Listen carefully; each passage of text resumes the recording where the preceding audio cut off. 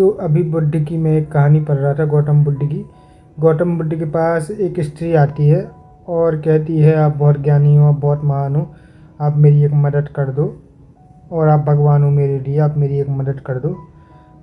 आप मेरा जो उसका एक बच्चा मर जाता है, तो वो कहती कि मेरे बच्चे को जीवित कर दो, आप जो कहोगे मैं वो करूँगी। तो गौतम बुद्ध ने कहा, हाँ ठीक है, मैं तुमको एक विधि बताता हूँ, उस विधि को अगर तुम पूरा करोगी तो तुम्हारा बच्चा जीवित हो जाएगा।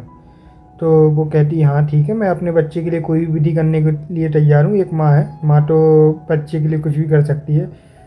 तो गौतम बुद्ध ने कहा, तुम ऐसे घर में जाओ और मेरे लिए थोड़ा सा अनाज लेकर आओ, और ऐसे घर से लेके आना जहाँ कभी मृत्यु नहीं हुई हो। अब वो निकल गई। उसने एक गांव देखा, 2 गांव देखा, 3 गांव देखा, 10 गांव देखे, और फिर पूरा दुनिया घूम ली उसने, लेकिन उसको कोई नहीं मिला ऐसा जिसके घर पे मृत्यु नहीं हुई हो। अब वो आई, अब निराश हो गया। उसको पता है, क्योंकि जो विधि गौतम बुद्ध ने बताई थी वो तो मैं पूरी कर नहीं पाई। तो उदास होकर आई है और बुद्ध के पास आकर रोने लगी।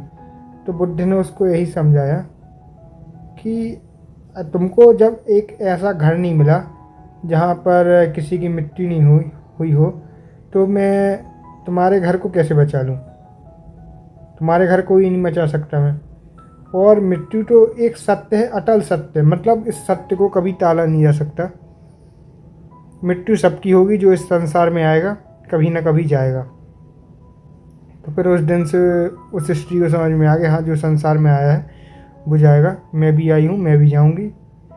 तो इस कहानी से यही साहस मिलता है हमें, मतलब इस कहानी से यही सीखने मिलता है। गौतम बुद्ध कहते हैं मृत्यु सत्य है, उसका कोई वो नहीं है कि हाँ ऐसा नहीं। जो चीज़ सत्य है उसको असत्य करना नामुमकिन है। दुनिया में आप कोई भी चीज़ को असत्य साबित कर सकते हो, लेकिन मृत्यु को नहीं। मृत्यु सत्य है तो सत्य है और सत्य रहेगी। तो गौतम बुद्ध ने यही समझाया।